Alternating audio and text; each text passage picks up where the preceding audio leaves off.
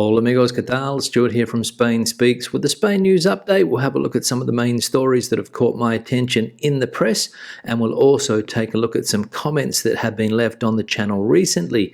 Before I begin, a big thanks to all of the people that have supported the channel in recent times, whether it's by buying me a coffee through the super thanks option on YouTube, my patrons on Patreon, and the YouTube members. Thank you very much for that support. Now straight into the news, and former Spanish football boss Luis Rubiales still making headlines in Spain. And as we can read here, a judge is claiming that Luis Rubiales profited through the company that renovated the La Cartuja Stadium in Seville. A judge has accused the former president of the Royal Spanish Football Federation, Luis Rubiales, of profiting through the construction company to which he awarded the works of reform of the stadium of La Cartuja. The head of the Court of Instruction No. 4 of Majadahonda argues in the arrest warrants of the so-called Operation Brody, to which El Mundo has had exclusive access, that Rubiales has been integrated into the corporate network of Francisco Javier Martin Alcaide,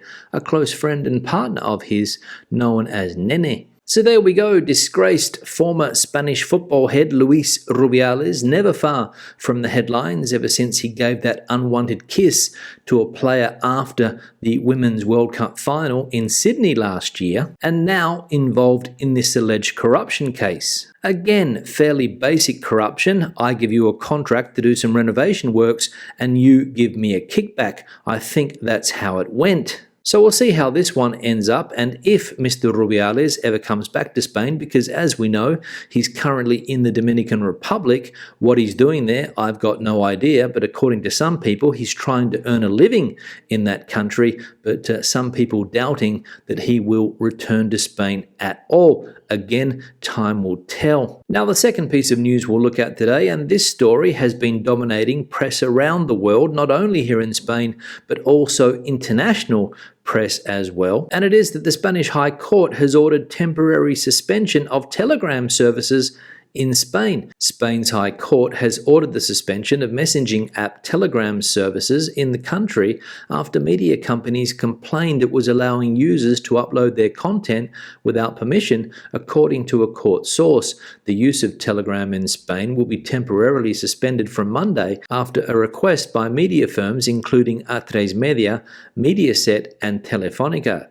Judge Santiago Pedraz agreed to block Telegram services in Spain while the claims are investigated. It will be the responsibility of mobile phone providers to block Telegram services, the court source said. So there we go, the messaging app Telegram temporarily banned in Spain. To be honest, I'm not a Telegram user, but this is a platform that has become very, very popular in recent years, not only in Spain, but around the world. So we'll see how this one plays out, but as I said, I don't use Telegram, so I don't really care. Now, the next piece of news related to the political party Sumar, a new political party here in Spain. I think it was formed last year, 2023, just before the general elections. And of course, Sumar in government, currently in a coalition with the Socialist Party.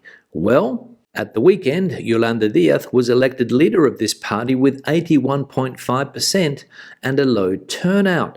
Yolanda Díaz has obtained 81.5% of the votes of those registered in the first assembly of Sumar. The candidates list has obtained 6,671 votes out of the 8,179 people who participated. In total, 11.7% of the total number of people registered in the platform. The data published in the assembly reflect a very low participation in the telematic voting, which concluded this Friday to elect the state coordination group, and in which 8.3% of blank votes and an abstention of 5.4% have also been registered. So there we go, Yolanda Díaz elected leader of this political party Sumar with 81.5% of the vote, although not many people turned out and voted. And for me and a lot of people in Spain, it's only a matter of time before this political party runs out of steam and suffers the same fate as a lot of other small political parties here in recent times, and that is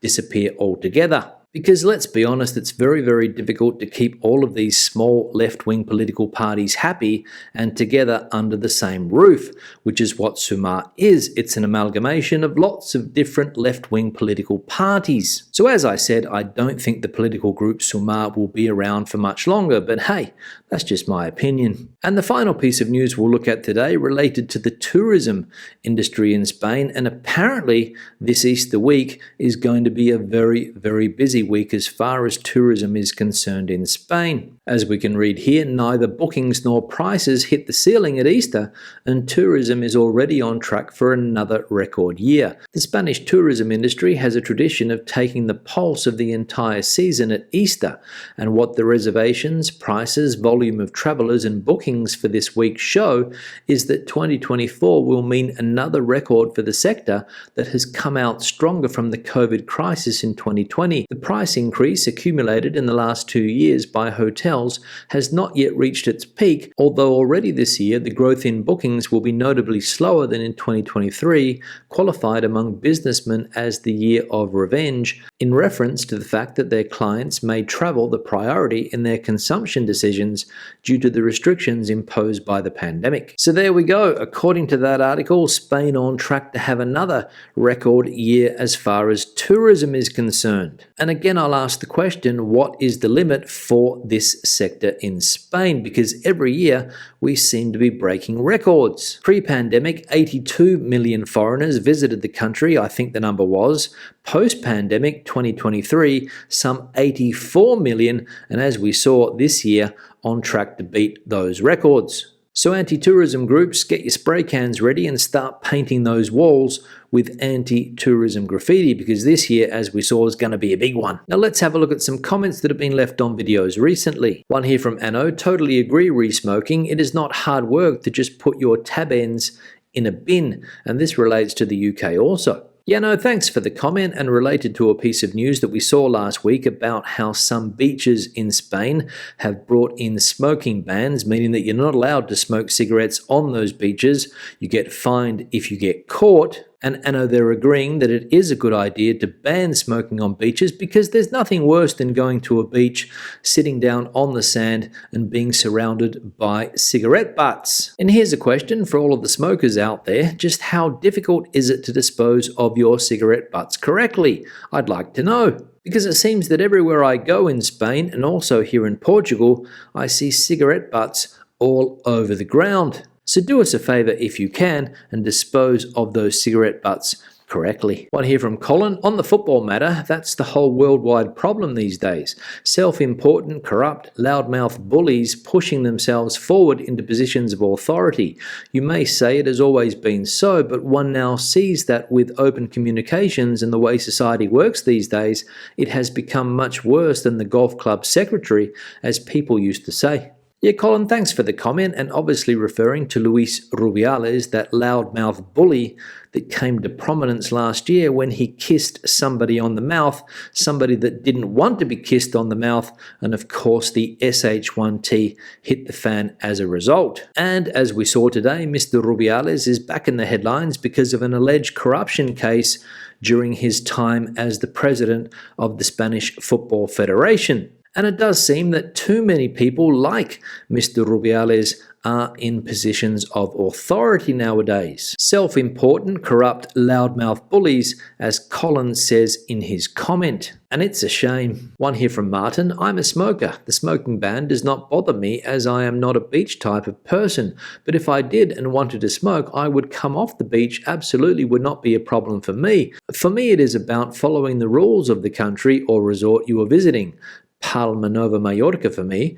In my view, you respect the law of the land you are visiting and, more importantly, respect. Yeah, Martin, thanks for the comment, and absolutely, it is all about respect, respecting the laws of the country that you are in. If there is a smoking ban in place at beaches in Spain, then you respect that ban. And I reckon Spain would be a better place if more tourists respected the laws. But again, that's just my opinion. Let me know what you think in the comment section below. One here from Warren. They banned smoking on the beach in Fuengirola last year. The locals do not obey it. Yeah, Warren, thanks for the comment. And that's one of the issues, right? That some locals, I'm not going to say all locals, but some locals don't respect the laws. They go to the beach with their pack of 20, lie down on the sand, light up a smoke, and extinguish that cigarette in the sand. Not everybody, but some people, yes. Because for some people, again, not everybody, certain rules and regulations don't apply to them, right? One here from Paul. So Puigdemont hates immigration,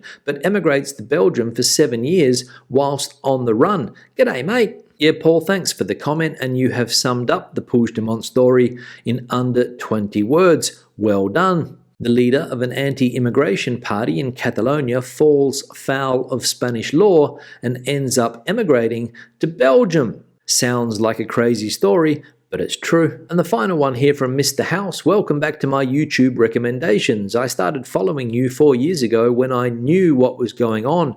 You disappeared off the radar till now. Good to see you again. Yeah, Mr. House, thanks for the comment and good to see you back in the community. And it's funny how YouTube works. Sometimes they recommend videos, sometimes they don't. People disappear from YouTube recommendations for years and years. It happens to me. I used to watch some content creators frequently and then all of a sudden they disappear. If you are not subscribed, of course. So that would be my recommendation. Subscribe to the channel to make sure that new content always shows up in your feed. Because if you're not subscribed, you could lose contact with that particular channel. That would be my recommendation. On that note, I'll wrap the video up. Questions and comments, please leave them in the section below. If you have anything to add to the conversation today, the comment section is the place for you. Give the video a thumbs up if you liked it, thumbs down if you didn't. Remember to subscribe if you haven't done so already. I'll see you in the next video. Hasta luego.